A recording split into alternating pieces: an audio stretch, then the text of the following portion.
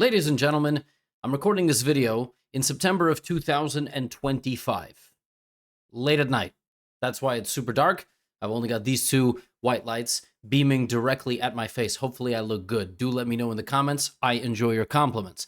It's September 2025, as I said, and we are in the early stages of the 2025-2026 season of the Esports World Cup, which means we have weekly tournaments on chess.com. Magnus Carlsen is going for a three-peat. He has won back-to-back of these 5-minute tournaments, but today he ran into the only man I would trust if humanity had to summon one person to beat Magnus Carlsen to win a tournament. And recently, that person has been HIKARU Nakamura. In this video, I will show you how he took down Magnus and two of his other great wins. He went 10 out of 11, and HIKARU gets his first tournament win. And if you would like to follow the 2025-2026 Esports World Cup season, it'll be the top line of the description. Folks, here we go.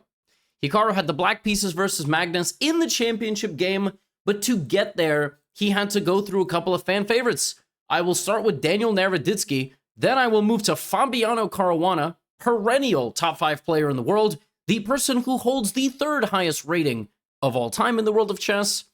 We will look at this game, and then how HIKARU beat Magnus. Enjoy 3 games. Hopefully you learn a couple of things. Hopefully you keep up to date with the standings. Hopefully you think I look real good in this lighting. Here we go. Daniel Naroditsky, 3150 rated player, opened the game with the move e4. HIKARU went for the Sicilian defense. In this season of this event, it's 5-minute no bonus time. So they're playing no bonus time at all, which leads to crazy chaotic finishes. So we have the knight going to c3. Naroditsky playing a sideline. He's not playing knight to f3 and pawn to d4. He's also not playing, which is called the open Sicilian. He's not playing the Alpin. He's not playing the Smith-Morey. He plays knight c3. HIKARU now plays a pretty fun move. He plays a6 with the idea to play b5 and bishop b7 and target the center. And this is just a very weird move. Already, most people watching are going, why didn't HIKARU develop like a knight into the middle or the center pawn? Well, you get to 3,348 and you kind of can do whatever you want. Some of you watching are 348. So you stick to the good principles. HIKARU goes a3. Now Danya shows him what his ideas are. He plays the move g3. Okay, going for bishop to g2 and maybe some sort of kingside attack. It's called the Grand Prix attack. It's called the closed Sicilian defense. HIKARU goes g6. Copies Danya. They both put their bishops in the middle of the board. And after g6, bishop g2, bishop g7, Danya plays d3. We have knight c6 and f4. This was White's idea. 2 strong center pawns. I do suppose the f-pawn is a flank pawn.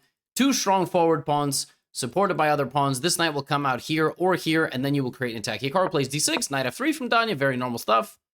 Knight h6. Wow. Knight h6 is a very interesting move. Not getting in the way of your bishop. And also knight h6 fights against White's idea to play pawn to f5. That is how White would like to break into the black position, so it's quite instructive from HIKARU. Long castle. Sorry, short castle. Short castle. And White has done the perfect setup to begin attacking, but HIKARU has played very well, and there is no pawn to f5, because pawn to f5 is controlled by 3 different pieces. Which is why in this position, after spending 3 seconds of thought, Daniel Naroditsky plays the move f5. That's weird. I thought everything HIKARU did was designed to stop that move. Kind of, yeah. The thing is, though, if you don't take this pawn, White will very quickly get rid of the knight, build up more of a pawn rush.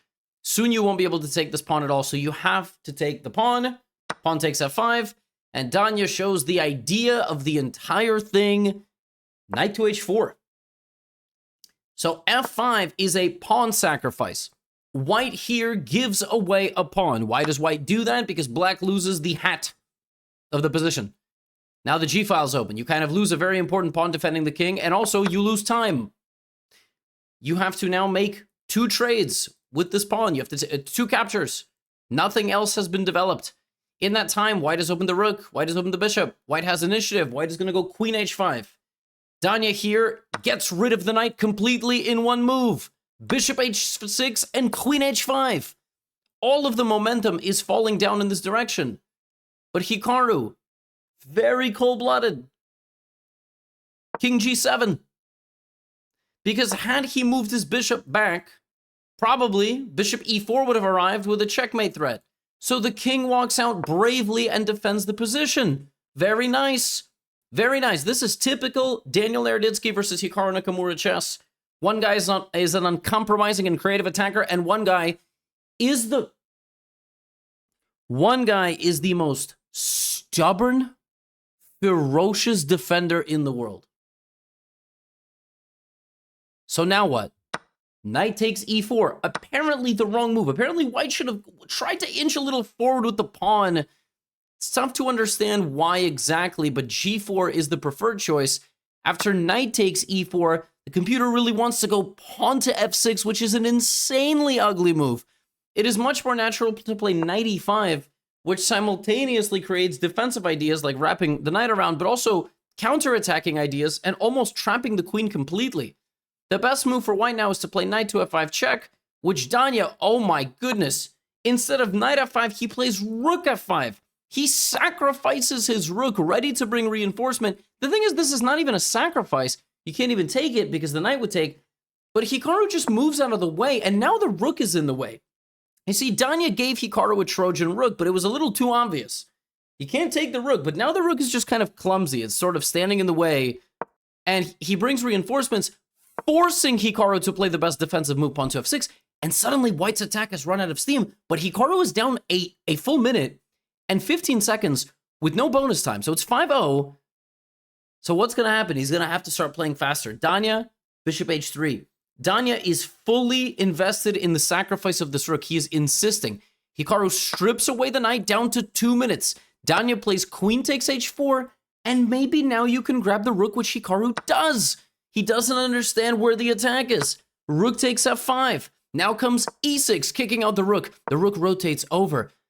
It looks like there is unrelenting pressure on this side of the board. Now, there is, but there's a nice counterattacking move here.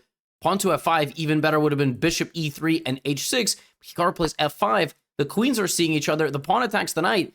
The only move Danya has here not to lose is to play rook to g5 check, and he misses it. He plays the much more natural knight g5.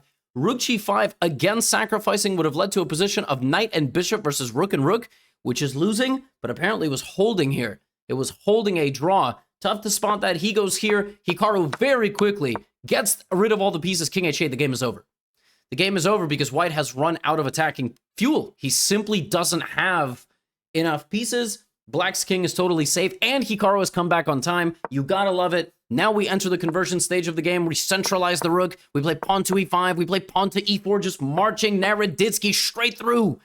e5, e4, e3. There's Hikaru confidently playing the position. Rook e7, pure defense. d5, d4, anchoring the pawn. He just has to not flag. He's not going to flag. Queen a5 and queen d2 are both incoming, and the position is just lost. h7 is very well protected. All right. Queen h6. Queen d2. And in this position, rook f6, rook g6. Daniel Naroditsky resigned the game because Hikaru's just promoting. That was a very nice game. I gotta really tell you, like, Hikaru was under a really nasty initiative over here. And he was so cool about it. And now you're going to get to see his game against Fabiano Caruana, which was an awesome game, a very interesting game. And then you're going to see his game against Magnus Carlsen. You're going to have a great time. This is going to be an awesome video, okay? So Hikaru played e4, and against the Sicilian defense that he faced, he played a really strange line, but a very tricky line. Knight f3, and now black chooses knight c6, which is fine. You can also play d6, and Hikaru plays this move c3. Now, he is hoping that his opponent plays d5. Sorry, he is hoping his opponent plays knight to f6. Because you're about to see the setup that he takes. It's kind of crazy. So, Fabi plays knight to f6, which is the best move, and Hikaru goes here. Now, that is a weird move. That's a weird move. But the point of this setup in the Sicilian is to try to put the pawn on d4 without actually touching the pawn on e4. It's a very rare line. You see, in the Alpine Sicilian, which is what this is, you try to play d4, but when black goes here, you end up having to push. Here, you try to have your cake and eat it too, okay? So you're defending this, you want to come back, and then you want to play pawn to d4. Fabi immediately attacks the center. Hikaru pushes, knight d7, and now there are two ways to protect this pawn. one with queen e2, and one with bishop to b5, a tactical defense by pinning both knights to the king.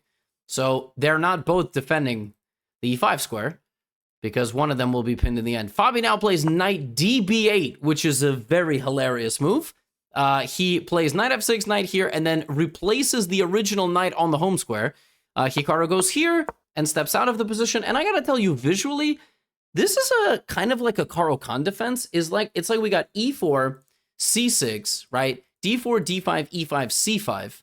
And then white got to play c3, teleport their knight to c6, knight f3, a6, and bishop e2. I mean, it's a really weird position. So this allows black to get his bishop out, because in the French defense, the bishop is stuck. And now he goes here. Now Fabi's fine. Fabi's going to bring the knight right back. And we have kind of a French Caro-Kann structure where black's bishop escaped, because if the bishop was back there, it would have been quite bad. Hikaru gets the bishops off the board. Fabi castles. And now we have queen g4. And look, Hikaru he really, I got to be honest with you, he does not have good intentions here. He doesn't have good intentions, period, when he's playing Fabiano. But in particular in this position, like, it's quite clear, you know, the king has been left alone. The knights are over here. The bishop is... You're gonna do some nasty stuff. Fabi lashes out immediately. Hikaru can't let Fabi get close. Pawn takes f6. Now the queen is attacking the pawn, so the rook has to defend. And we have rook d1. Rook d1's a high-level move. I don't really understand that. I probably would have gotten my knight in the game. I probably would have went knight here and then put both knights to try to fight for e5. Rook d1 is above my pay grade. But Hikaru's just keeping the knights flexible. He doesn't know where he wants to commit which knight. We have a trade. And this knight is kind of controlled very nicely by this pawn. It's not able to re-enter the game. E5 is possible, but it weakens the center. So clearly Hikaru was long-term planning for pressure on the d-file because he's 3350. And his opponent also not bad, but only 3147, which is a terrible rating. E5, pawn takes, knight takes, queen e2. You know, what I love about the way Hikaru plays chess is he gets into these piece setups that I don't think have ever existed in history. Like, I literally think that if you ran a sophisticated AI of any Super GM games, there was never a boat like this. G1, F1, E1, D1, E2, D2, E3, like, of these pieces. Only Hikaru gets positions like this. Queen e8. Now, you're playing against what's called an IQP, an isolated pawn, isolated queen's pawn. So you're going to try to maneuver your pieces in a way, like put some pressure on the pawn. The more pieces that white trades, the worse it's going to get for black, because this pawn's going to get weaker and weaker. There's knight f3. There's the piece trades. One piece traded successfully, right? Black playing rook d8. This is going to be the dynamic here. You know, white's going to try to establish something, try to get some sort of kingside attack, pressure on the d-pawn, time trouble. We're going to see bishop g5. What's interesting is bishop g5 is actually a blunder. There's a pretty crazy tactic here. Rook takes on f3, and you actually lose because your bishop is unprotected. And yeah, Fabi went rook f7. Both guys actually missed it. Now we're going to carry on like nothing happened. Hikaru not trading, but now he is. He's looking to get the queens off the board, entering an endgame. b3.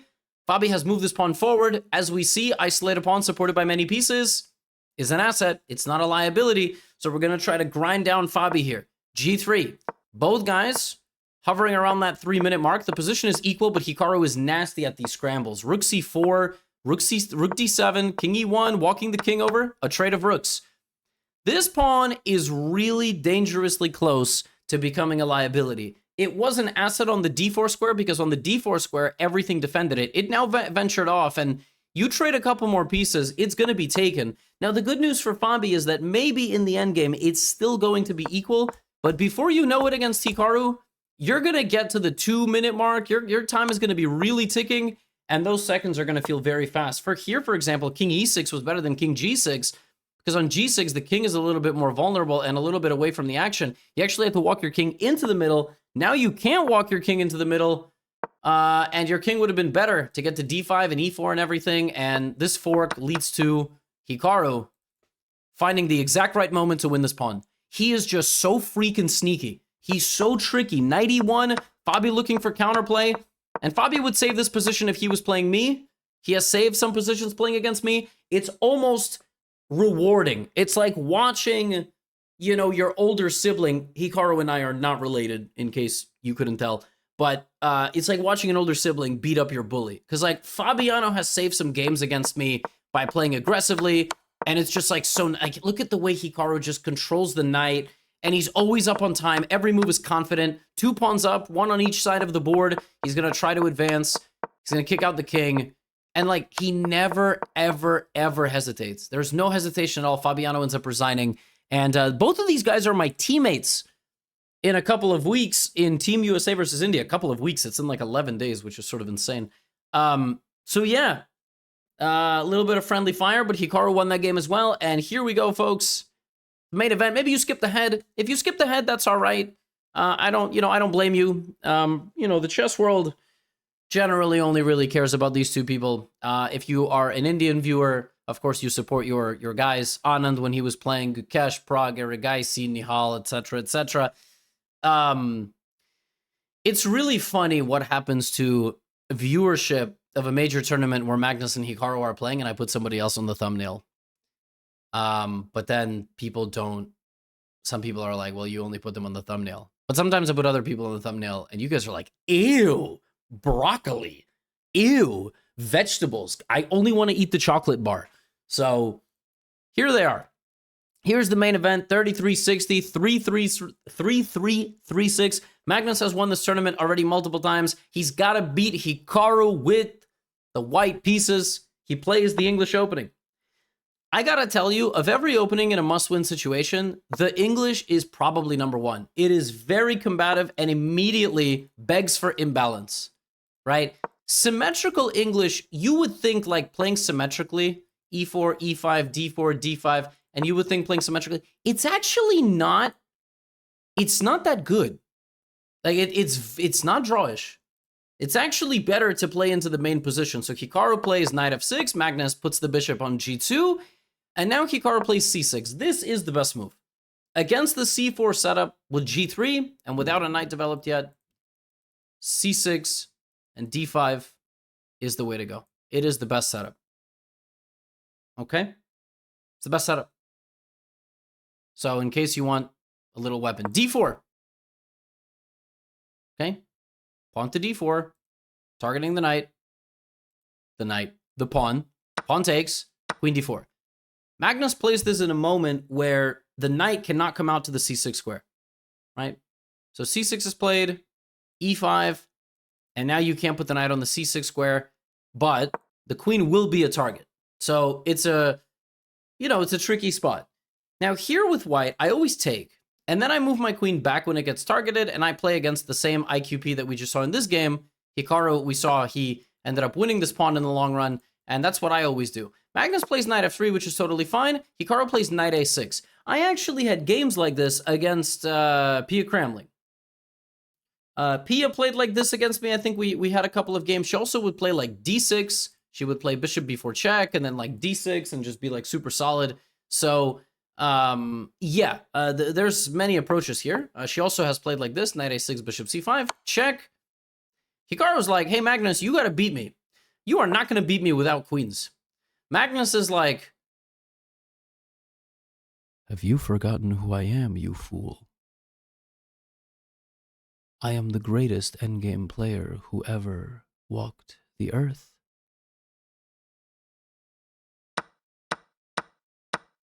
And he traded off the queens. That would have been pretty cool. If there's ever a chess anime, hire me as a voice actor, okay?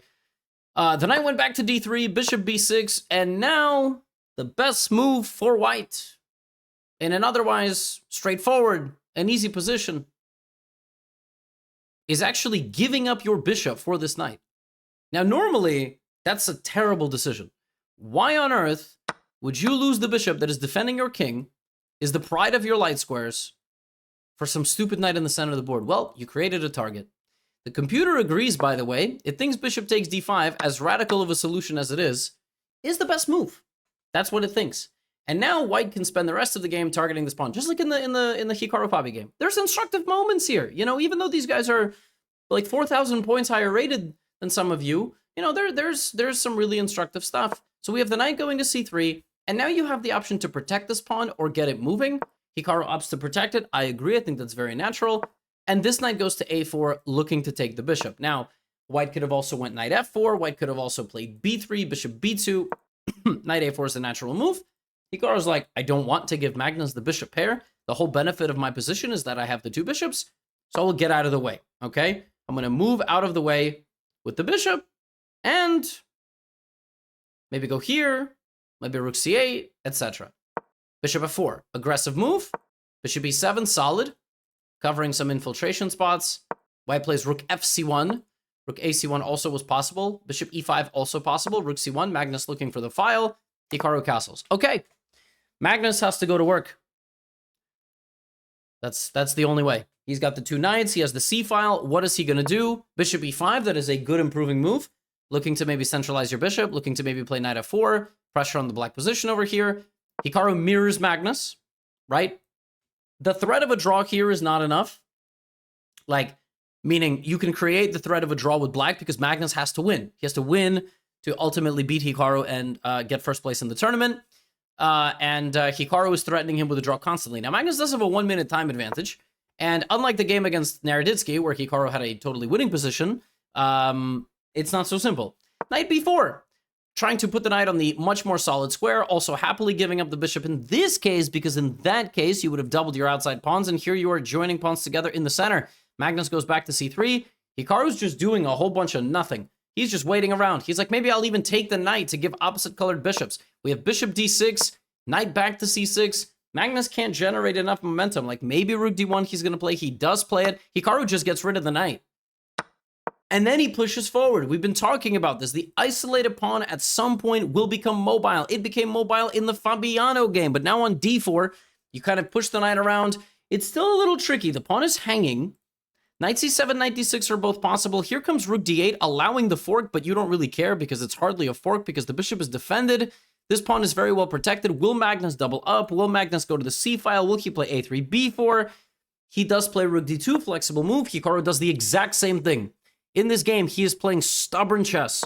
We have b3, rook d8, rook d1, and suddenly, where is this knight going? It can't take the pawn. It can't go in, because if it goes to c7, you will just move the bishop, and then it will never leave. So Magnus has to get out of the position, and suddenly Hikaru's taking over. He plays a6, f6, and like a Venus flytrap, the bishop on f4 is stuck. Hikaru's gonna chomp down. What do you do here? What do you do here with white? You gotta get out of the way. Or h4, fine, but h6, the threat has been renewed. You gotta maybe play h5, but the pawn's a weakness. Bishop g4.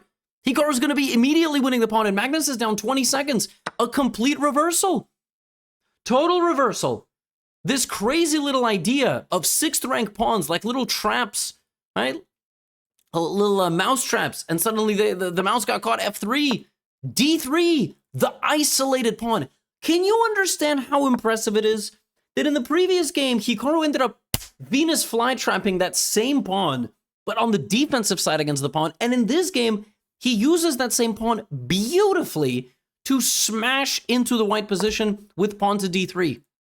Clean move. Rook d3, everything is traded, and Hikaru's just a pawn up in an endgame. Now, it's not even about drawing. He can draw this with his eyes closed, hands tied behind his back, whatever other weird things you want to do to Hikaru, and he's playing for a win. He's playing for a win. Bishop takes f3, king f2, bishop goes to d5, and he's got this. In every endgame, you have a majority of pawns on one side of the board. All right? King e3, g5, bishop c7. He just brings everything forward. Look at this. Now here, you could take. It's probably the easiest move. You don't have to take. You can play knight e7, keep the knight on the board. Hikaru's like, yo, if I take this, I have absolutely a 0 risk position. Bishop comes back. Now it's just about bringing my king here, trading one of these pawns, and just promoting. White cannot defend. It's going to be really, really difficult, but whenever you are defending against 2 passed pawns in an opposite-colored bishop endgame, almost impossible to defend yourself. Here comes king e6. Here comes king f5, king e5, and ultimately in the scramble, you just end up trading into a losing endgame. I think maybe here, instead of b4, Magnus had to keep an eye on this pawn, but then f5 would have come anyway, and I think king e3 was a mistake. Like, it's very subtle. You needed to keep the king far away, so f4, you could just leave it there, but because you went like this, now you kind of have to take, and this is winning. Why is it winning? Both pawns are coming down, and so is the king, and white just cannot do anything. H5, king G4. It looks like there's a blockade, but there's no blockade. The thing is that Hikaru will waste a little bit of time, but he can always play H4, H3, white will move the king back, then I'll play king F3, king E2, F3, and I'll win the game. This is winning. Just H4. H4, H3, the king will be on G1, then you play king F3, and you ultimately... And that's what Hikaru is going to end up doing. He's going to end up winning a pawn, and he's going to push, and he's going to push, and this is what I said. He makes way for both pawns. Magnus can't defend against both pawns, and here Magnus resigned. Hikaru won 9 games, made 2 draws that were not even games. They were just drawn from the opening by repetition. He beat Magnus Carlsen. He beat Fabiano Caruana. He beat Daniel Naroditsky. Beat some other very strong players.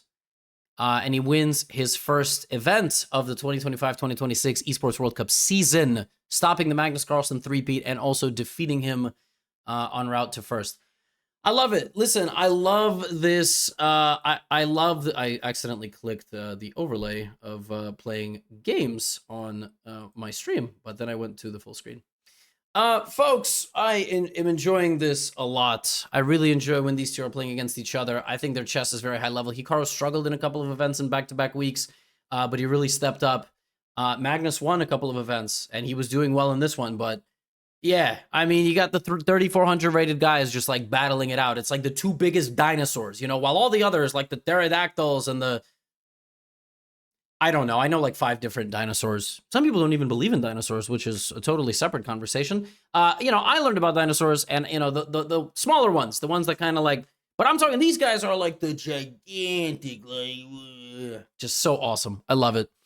Hikaru wins the tournament. That's all I have for you today. You know the drill. Get out of here.